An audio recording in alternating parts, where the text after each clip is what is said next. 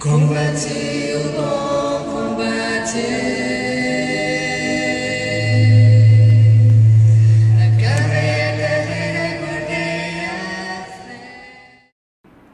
Pastor, os adventistas, eles creem numa profetisa. Sim. Ellen White, Uhum. né?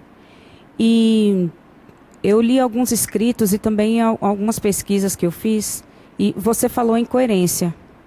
Mas a Ellen White, em um dos escritos dela, ela suscitava o racismo. Uhum. Então isso é coerente? O racismo? Nós temos que ver quais escritos foram tocados no tempo do racismo.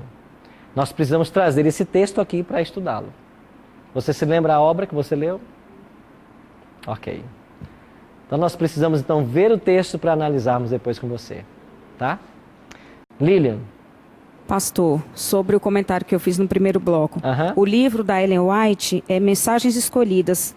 Ellen White traz o seguinte texto: mas há uma objeção ao casamento da raça branca com a preta. Todos devem considerar que não têm o direito de trazer à sua prole aquilo que a coloca em desvantagem. Não têm o direito de lhe dar como patrimônio hereditário uma condição que o sujeitaria a uma vida de humilhação. Os filhos destes casamentos mistos têm um sentimento de amargura para com os pais que lhes deram essa herança para toda a vida. Eu quero saber se, diante dessa afirmação, Ellen White, ela suscitava o racismo. Ok. Muito boa a sua pergunta, Lilian. Ellen G. White, quando viveu, ela nasceu em 1827 e morreu em 1915. Eu não sei a data exata que ela escreveu essa citação, que está publicada aí em Mensagens Escolhidas. Mas Ellen G. White viveu, na maior parte do seu tempo, dentro da era vitoriana, que a gente chama vitoriana nos Estados Unidos. Ela viveu numa sociedade plenamente racista. Essa sociedade racista foi marcada pela divisão dos Estados Unidos entre norte e sul, com a aglomeração dos negros principalmente no sul dos Estados Unidos. A Igreja Adventista envidou muitos esforços para tentar ajudar no problema do racismo. Inclusive um filho de Ellen G. White, chamado Edson, Tiago Edson, ele foi para o Mississippi, ao sul dos Estados Unidos, e trabalhou boa parte da sua vida entre os negros, para tentar ajudar a amenizar essa situação. O que acontecia nos Estados Unidos naquela ocasião? Os brancos se sentiam na supremacia e oprimiam aos negros. Filhos de casamentos mistos eram rejeitados por ter parentesco com alguém da raça negra. Ellen G. White dá um conselho de que nessa conjuntura social, esses filhos iriam ser prejudicados pelas leis que eles viviam nesse país. Ellen G. White não pode ser racista. Aqui está uma foto, eu tenho uma foto dela que eu vou mostrar daqui a pouco para vocês, e vocês vão perceber que Ellen G. White era negra. Ela é classificada como negra. E muitas pessoas da época dela não gostavam dela e a rejeitaram como profetisa por ela ser de cor escura. O que Ellen G. White está dizendo é o seguinte: se o casal pode evitar uma incompatibilidade para que os filhos não sejam prejudicados, isso deve acontecer. Vamos trazer o conselho para os nossos dias. Eu não sei se você conhece ou já encontrou algum pai que diz assim: esse aqui é meu filho, mas o meu avô tem olhos azuis. Não sei se você já viu isso. Porque às vezes o filho nasce com algumas características diferentes dos pais, e isso é uma herança genética, às vezes, dos avós ou até bisavós. A ciência explica isso. Então a pessoa logo quer justificar dizendo: ele tem esses olhos, mas ele é meu filho. Ou seja, até hoje, essa questão da dessemelhança física, ela cria incômodo. Imagine você, uma criança nascer, e ela nasce numa cor que naqueles idos era criticada pela sociedade de forma maciça. Então o que Ellen G. White faz é que nós busquemos o jugo igual e não desigual. O apóstolo Paulo tem um texto na Bíblia, quando ele aconselha sobre casamento, ele diz assim: não vos ponhais em jugo desigual com os incrédulos. Qual é o conselho bíblico? Que eu não deveria me casar com uma pessoa que não fosse da mesma fé. Por quê? Porque os filhos terão problema. Porque o casal terá problema. Porque eu creio de um jeito e o cônjuge crerá de outro. A Bíblia toca no ponto do jugo desigual religioso, certo? Mas existem outros jugos desiguais que a sociologia e a psicologia defendem. Deixa eu dar alguns exemplos para você. A sociologia e a psicologia nos aconselham a, quando escolher uma pessoa para casar, que ela seja culturalmente compatível. Imagine você casar-se com uma pessoa de uma cultura diferente, onde os hábitos familiares são completamente diferentes. Nós tivemos a presença de um testemunho de um rapaz aqui no programa que está vivendo esse conflito. Por ele ser de uma cultura, a esposa de outra, os pais estão gerando problemas. Esse é um aspecto. Um outro aspecto. A psicologia e a sociologia nos aconselham, quando nos casarmos, levarmos em conta o fator financeiro.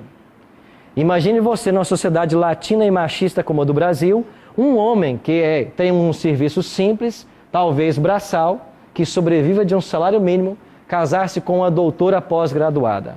Ele vai ter que viver, ou quem sabe ela vai ser a maior contribuidora para a finança da casa. Agora vamos para um concílio internacional, quem sabe num outro país, e o meu cônjuge mal fala o português. Isso é incompatibilidade. Isso é pecado? Não, não é pecado. É incompatibilidade. Um terceiro exemplo. A psicologia e a sociologia ensina de que nós, quando formos casar, devemos levar em conta também o aspecto da educação. Então, eu devo procurar alguém que esteja no mesmo nível financeiro, cultural, educacional, para evitar problemas. Então, o aspecto da cor é uma questão. Então, esse é o conselho de Ellen G. White. Isso não a desacredita como profeta, porque senão a psicologia e a sociologia não teriam a mesma vertente hoje do conselho dela. Não sei se eu respondi sua pergunta. Respondeu. Seria o mesmo, então, que dizer assim, eu, por exemplo, eu não fumo, eu não bebo. Eu não quero para mim um homem que beba e nem um homem que fume. Exatamente. Exatamente para não dar mau exemplo para os meus filhos. Como você educaria o seu filho nos teus princípios se o cônjuge ensina, por exemplo, tudo o contrário? Então, para evitar essa dificuldade, foi que ela disse isso. Agora, a última coisa é acusá-la de racismo, mesmo porque ela era considerada uma negra. Certo? Professor Leandro Quadros. Vamos, amigo. A gente começou hoje o programa, você sabe que hoje é um dia comemorado aqui no nosso país como um dia da consciência negra, professor. É uma semana da consciência negra e hoje especificamente é um dia especial porque eles escolheram esse dia porque comemora a morte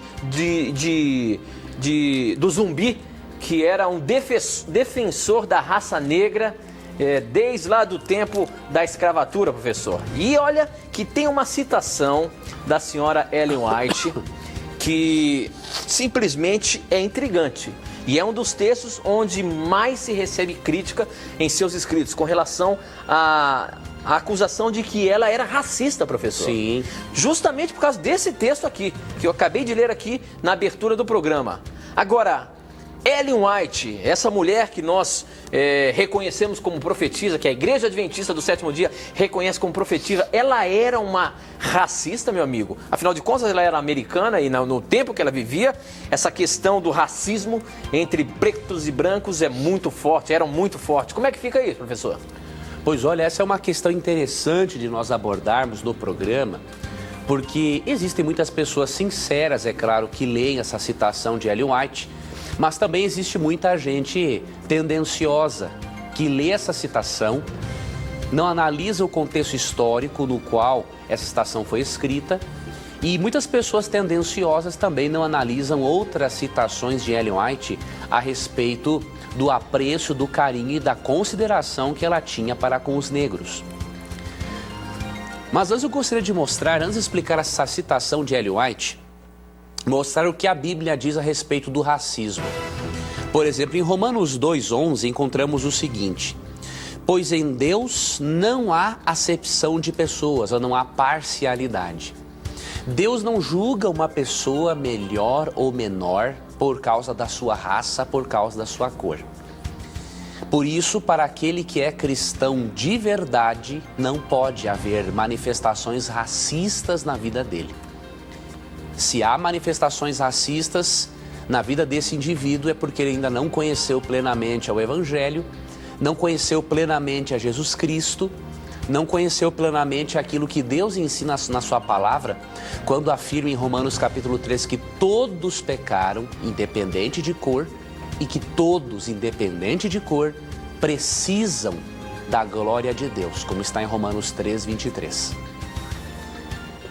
Com esse texto bíblico em mente, nós podemos agora compreender também o que Ellen White quis dizer nessa citação que o Tito leu, que está no Mensagens Escolhidas, volume 2, quando ela afirma que não deveriam haver casamentos entre brancos e negros. Quando analisamos o contexto histórico, social, no qual Ellen White vivia ali no século XIX, percebemos que o racismo era extremamente forte ali nos Estados Unidos da América, especialmente na região sul. E o que Ellen White fez? Ellen White, para que os filhos resultantes da união entre brancos e negros não sofressem junto com os pais, ela orientou que naquele contexto de extremo racismo nos Estados Unidos da América, brancos e negros não se casassem. Porque ao eles se casarem, os filhos que nascessem como resultado dessa união também sofreriam o preconceito. Então o que Ellen White quis, naquele contexto sociológico, era evitar maiores sofrimentos para os pais e para os filhos. Para os filhos que viriam àquele mundo sofrendo com racismo e evitar sofrimento para os pais que veriam também os filhos sofrerem o mesmo que eles estavam sofrendo por causa do racismo norte-americano naquela época.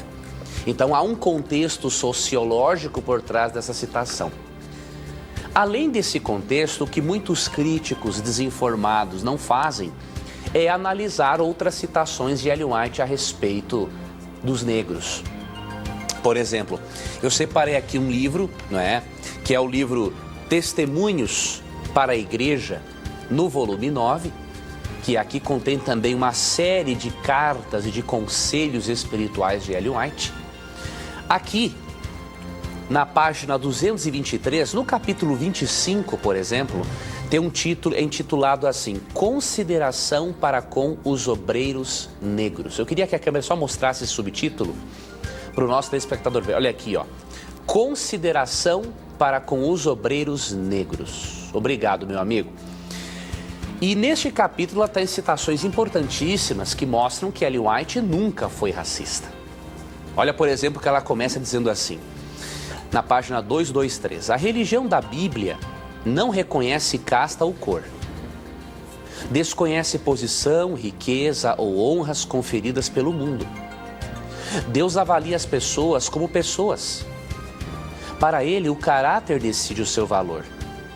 E devemos reconhecer o Espírito de Cristo em todo aquele a quem Ele é revelado. Ninguém deve sentir-se envergonhado de falar com uma honesta pessoa negra em qualquer lugar, ou de estender-lhe a mão.